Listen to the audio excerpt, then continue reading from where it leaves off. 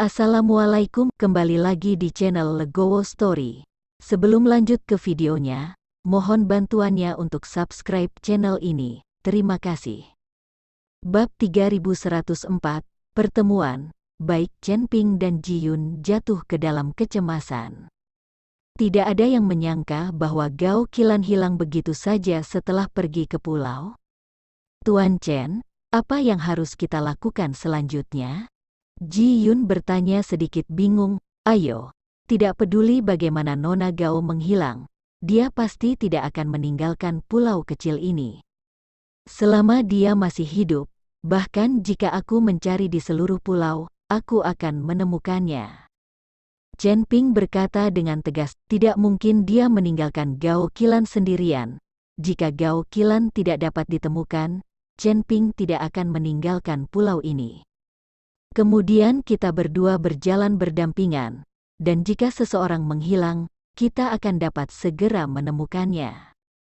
Ji Yun berjalan ke Chen Ping dan berjalan berdampingan.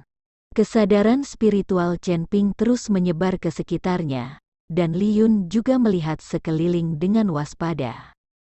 Setelah berjalan agak jauh, Chen Ping melambaikan tangannya untuk membuat Ji Yun berhenti. Tuan Chen, ada apa? Li Yun bertanya dengan lembut. Ada orang di sini, meski mereka sengaja menyembunyikan nafasnya, aku tetap mendeteksinya. Chen Ping berkata, sengaja menyembunyikan nafas, apakah kamu menemukan kami? Ji Yun terkejut, aku pasti menemukan kita. Kesadaranku belum ditarik sekarang, mereka seharusnya merasakannya.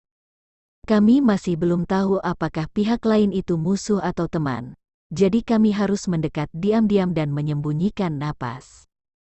Chen Ping mendesak dan berkata, aku mengerti. Ji Yun juga menyembunyikan nafasnya.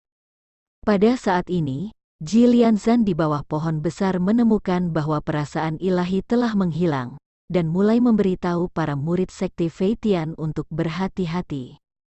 Chen Ping perlahan mendekati Ji Yun, dan segera menemukan Ji Lianzan dan yang lainnya di bawah pohon besar.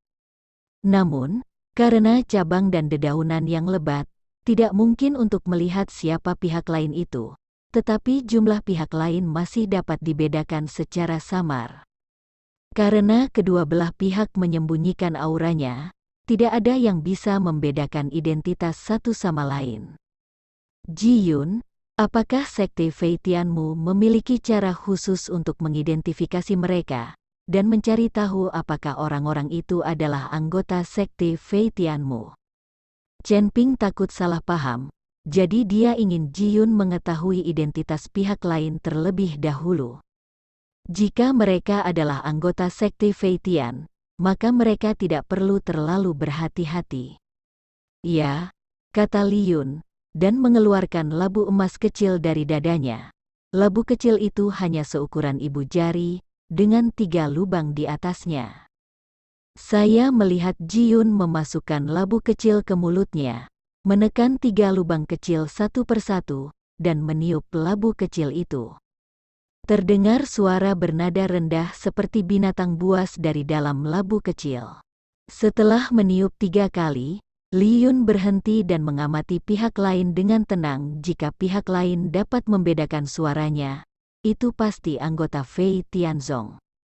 Ketika Ji Lianzan mendengar suara ini, dia tertegun sejenak, dan kemudian wajahnya menunjukkan kegembiraan, dan auranya tidak lagi tersembunyi, dan dia berteriak dengan keras, Yuner, apakah kamu, apakah kamu? Suara Ji Lianzan langsung sampai ke telinga Ji Yun. Mendengar itu adalah suara ayahnya, Li Yun gemetar kegirangan. Ayah, ayah, Ji Yun berteriak dan berlari menuju Ji Lianzan. Melalui vegetasi yang lebat, Li Yun akhirnya melihat ayahnya, melihat perubahan di wajah Ji Lianzan, mata Ji Yun langsung menjadi lembab.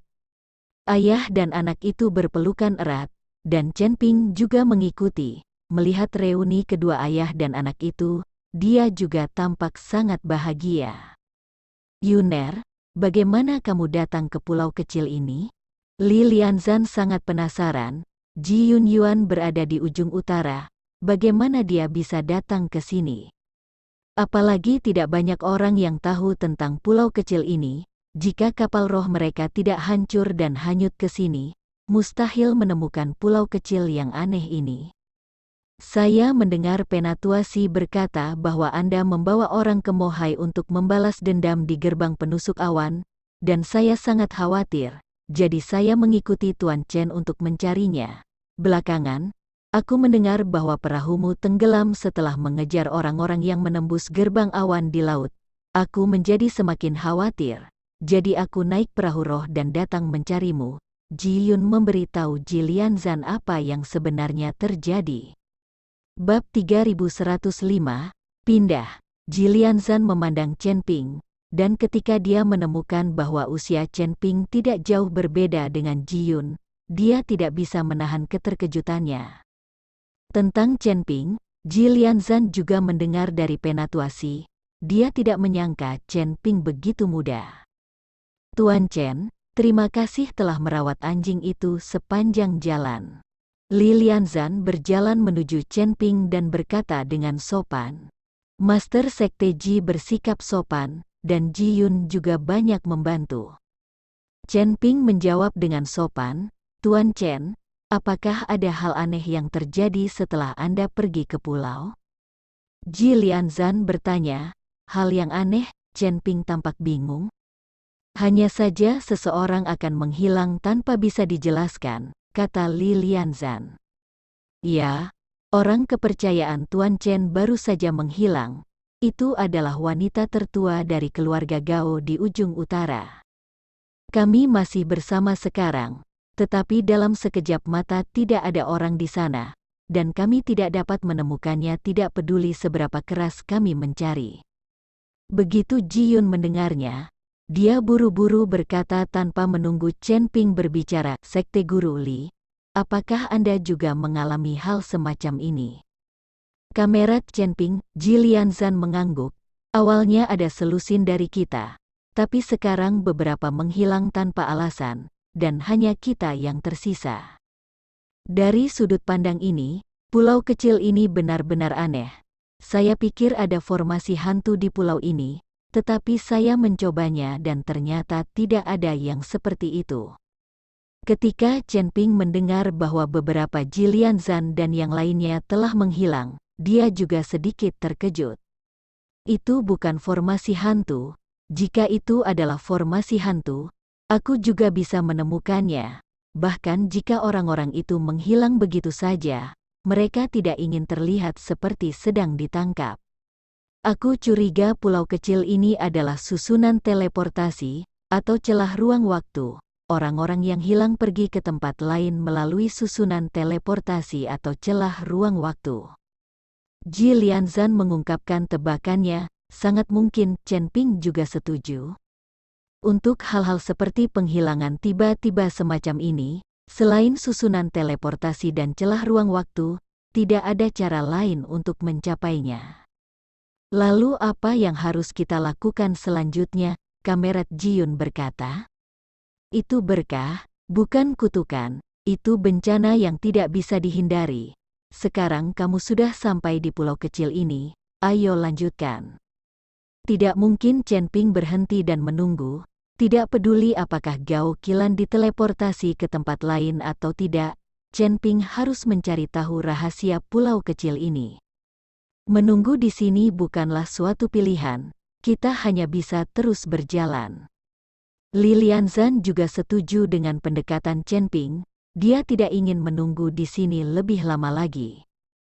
Karena mereka semua memilih untuk terus berjalan, Chen Ping menggambar beberapa mantra dan meminta semua orang untuk memakainya. Dengan cara ini, jika seseorang menghilang begitu saja, Chen Ping dapat menggunakan mantra untuk menentukan lokasi pihak lain. Dengan jimat ini, para murid dari Sekte Fei Tian bisa merasa nyaman. Saya tidak menyangka Tuan Chen bisa mengejam mantra di usia yang begitu muda. Ji Lianzan kagum, lagi pula, di dunia surga dan manusia, tidak banyak master yang bisa mengejam mantra. Jika tidak, Beberapa slip giok mantra mengatakan, "Ayah, Anda belum sepenuhnya melihat kekuatan supernatural Tuan Chen, dia maha kuasa." Tidak semahal itu juga, bahkan slip giok transmisi suara yang paling umum pun tidak terjangkau oleh orang biasa.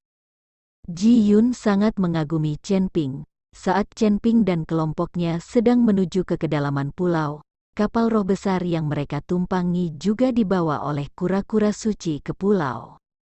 Melihat pulau kecil di depan mereka, semua orang kaget dan takjub. Terutama staf di kapal roh itu.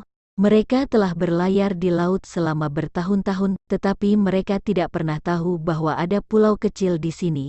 Melihat pulau dengan barisan pepohonan di depan mereka, banyak biksu melompat dari perahu roh dan pergi ke pulau itu satu persatu. Ada juga beberapa biksu pemalu yang memilih untuk tetap berada di kapal roh karena takut akan bahaya pulau. Ye Feng meminta staf untuk bergegas dan memperbaiki kapal roh, dan dia juga mendarat di pulau itu.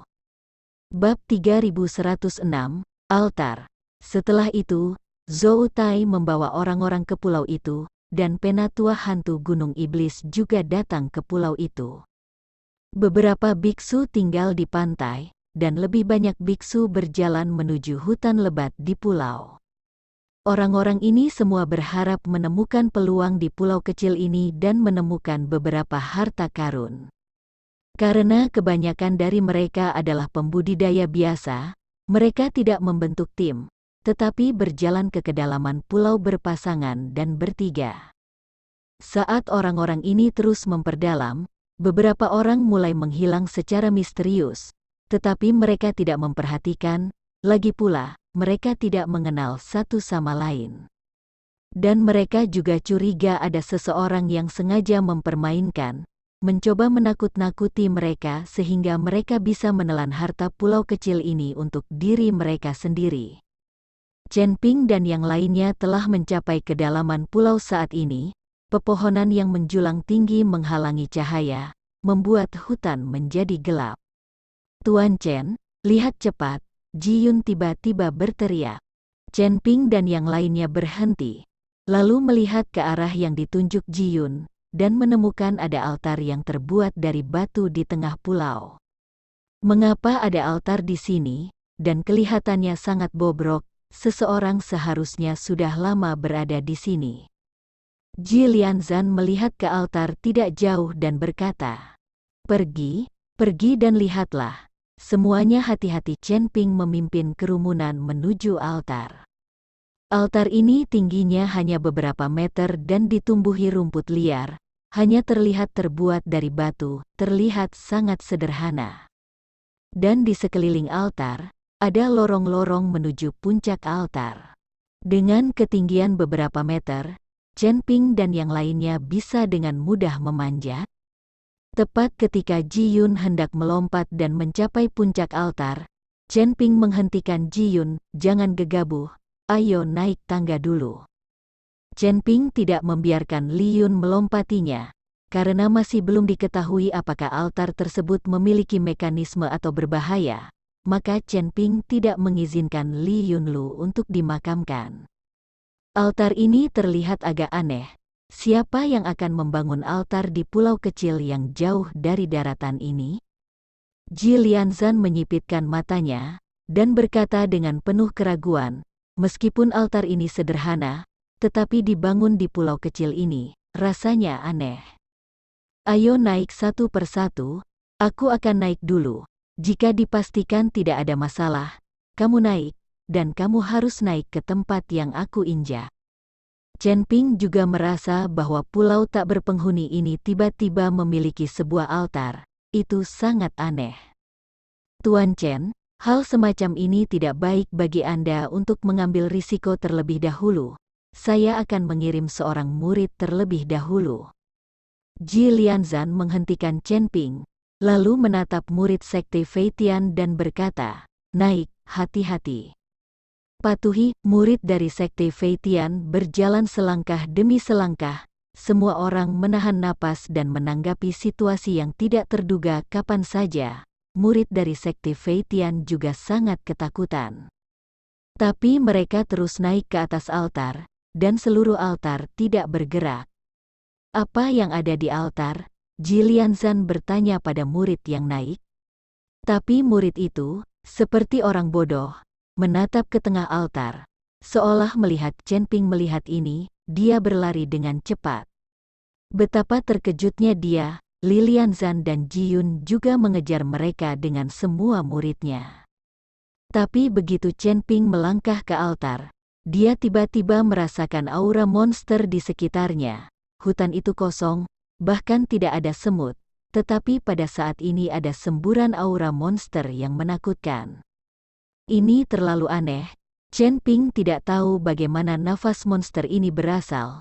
Lagi pula, tidak ada monster di sekitar mereka. Setelah menaiki altar, Chen Ping dan yang lainnya juga tercengang, melihat ke tengah altar satu persatu.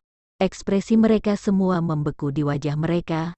Mereka tidak pernah menyangka akan ada hal seperti itu di altar kecil. Terima kasih telah menonton video ini. Jika Anda menyukai videonya, silahkan like dan share. Jika ada kritik dan saran, silahkan tuliskan di kolom komentar. Wassalamualaikum.